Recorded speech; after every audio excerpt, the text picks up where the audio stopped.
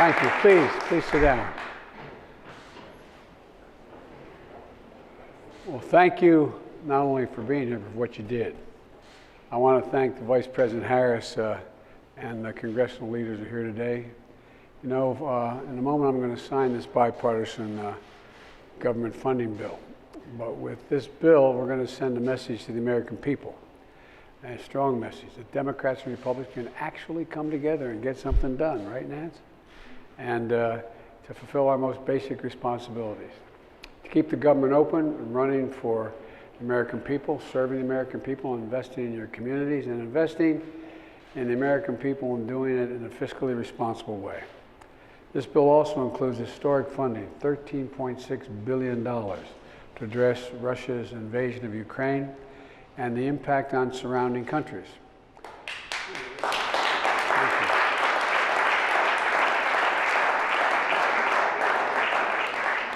Putin's aggression against Ukraine has united people all across America, united our two parties in Congress, and united freedom-loving world. And it's an act with urgency and resolve that we're doing right now that you've provided me the ability to do. I want to thank the congressional leadership for working so quickly to make sure we have the resources we need, economic, humanitarian, and security, to continue our forceful response to this crisis. We've already committed more than $1.2 billion in security assistance to the people of Ukraine just over the past year. And I know all of you know that. It's preaching to the choir here. But we've been providing anti-armor, taking out tanks, anti-air capabilities directly to the Ukrainian forces. And we're also facilitating significant shipments of security assistance from our allied partners to Ukraine. With this new security funding and the drawdown authorities in this bill, we're moving urgently to further augment the support to the brave people of Ukraine as they defend their country. And I'll have much more to say about this tomorrow, about exactly what we're doing in Ukraine. We're also going to be better positioned to provide for the rapidly growing humanitarian needs of the Ukrainian people. This war has turned nearly 3 million Ukrainians into refugees, with numbers growing every single day. And that's on top of the 12 million people who require humanitarian assistance inside of Ukraine. The United States is helping to lead the global humanitarian response with our partners in Europe and well beyond Europe. In just the past few weeks, we provided nearly $293 million in humanitarian assistance to people in Ukraine and in neighboring countries. Our experts are on the ground in Poland and in neighboring countries where the Vice President just came back from to make real-time assessments of a rapidly evolving crisis, to get urgently needed humanitarian supplies to the people in need now. We're airlifting emergency relief supplies into staging positions in the region, supplies like high thermal blankets, water treatment equipment, so that they can be shipped into Ukraine. We're providing essentials like soap and laundry detergent, simple sounding things to refugees who fled with literally nothing but the clothing on their backs. And we're working with partners to supply access to safe drinking water and to food rations to the people affected by this conflict. With the U.S. support, the World Food Program has already purchased 20,000 metric tons of food to address the growing needs of individuals affected by this conflict. It's exceedingly difficult to get supplies into Ukraine while the Russian onslaught continues. But we're managing to get supplies into Ukraine regularly thanks to the bravery of so many frontline workers who are still at their post. And we are supporting food assistance at refugee reception centers in frontline countries like Moldova. With billions more included in this bill for new humanitarian assistance, we're going to be able to quickly ramp up our response and help alleviate the suffering that Putin's war is causing the Ukrainian people and the region. This bill also provides necessary economic support for Ukraine and Ukraine's neighbors that are impacted by this war. Things like loan guarantees, direct financial support, including to address the needs like energy and cybersecurity. This bill is also going to help face our challenges here at home. It sends a clear message to the American people that we're investing in safety, health, and the future of Americans. Let me just mention a couple of the highlights, starting with community safety. We know what works to make our community safer, and that's investing in prevention and community police officers so that they can walk the streets, know the neighborhoods, and who can help restore trust and safety in the communities. The answer is not to abandon our streets or to choose between safety and equal justice. It's in this funding bill which we make sure we do both. This budget invests in funding for agencies like the FBI and U.S. Marshals, the Drug Enforcement Agency, but also includes funding for COPS programs to increase community policing and the ability of the alcohol, tobacco, and firearms to tackle gun crime, and it funds entirely new community violence intervention programs just at the Department of Justice. Community violence interruption programs are programs where trusted community members work directly with the people who are most likely to commit or become victims of gun crimes. I had a chance to meet with those leaders in one of the programs in New York City not long ago. I saw the difference they were making every day. We know these programs can dramatically reduce violence, and we're going to fund a lot more of them. This bill also includes grants for state and local law enforcement and crime prevention programs. We're talking about drug treatment programs, school violence prevention programs, programs where people who might end up in prison instead get mandatory mental health care that they need. Part of the safety before any crime is committed. Part of the safety is the ability to feel safe from gender-based violence.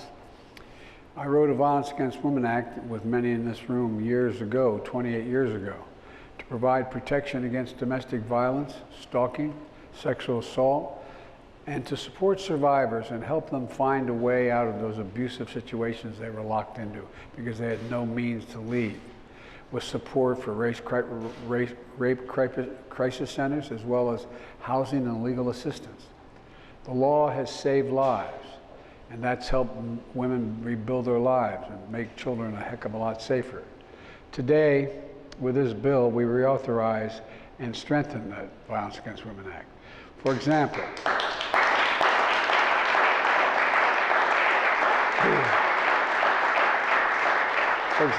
we're doing more to help survivors in rural areas and in underserved communities. Tribal courts will now be able to exercise jurisdiction over non-native perpetrators of sexual assault and sex trafficking. And we're providing more support for legal services and for law enforcement to get the training they need to help handle the trauma survivors are experiencing. I'll have more to say about the Violence Against Women Act tomorrow as well. We're going to be able to fund significant areas in common ground in this bill, especially in areas that I call in my State of the Union address a unity agenda. The things that we can accomplish together, Democrats and Republicans.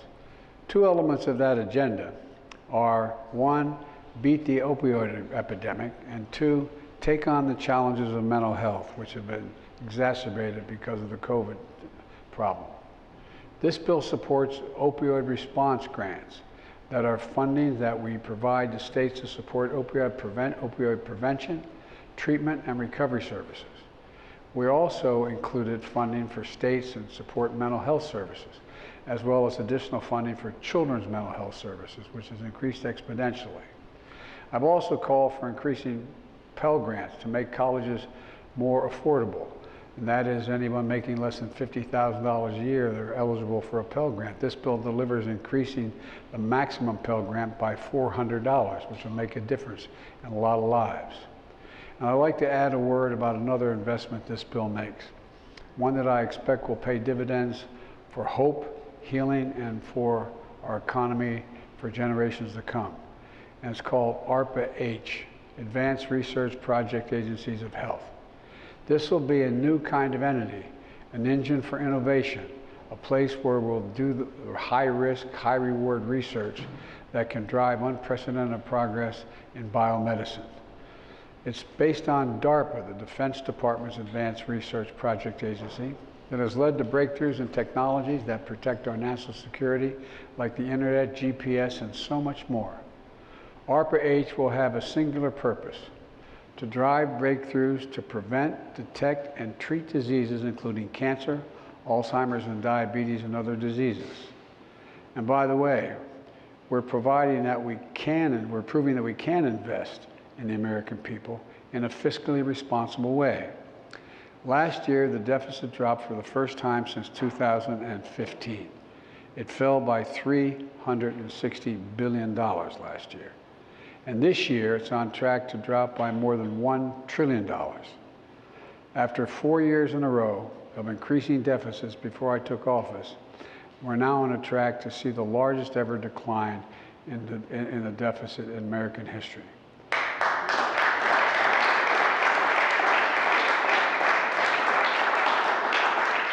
So let me close with this. Today, we're again showing the American people that as a country, we can come together as Democrats, Republicans, and Independents and do big things. That our democracy can deliver and outperform autocracies. And that there's nothing we can't do when we do it together as the United States of America. So I'd like to now invite up my Budget Director, Shalonda Young, and all the members of the Congress here today while we sign this bipartisan government funding bill. Thank you all very much.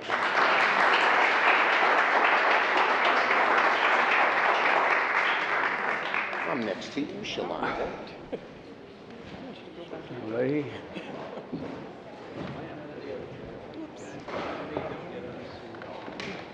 They got names. Yeah, that's names. Oh, wait a minute. Where's Nancy? Excuse me, Shalonda, you're here. Speaker. There you go.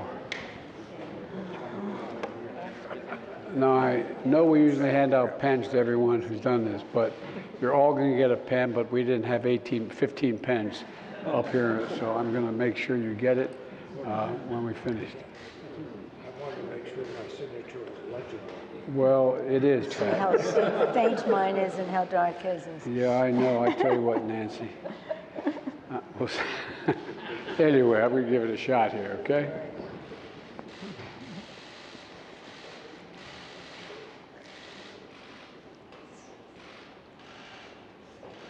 All right. Thank you.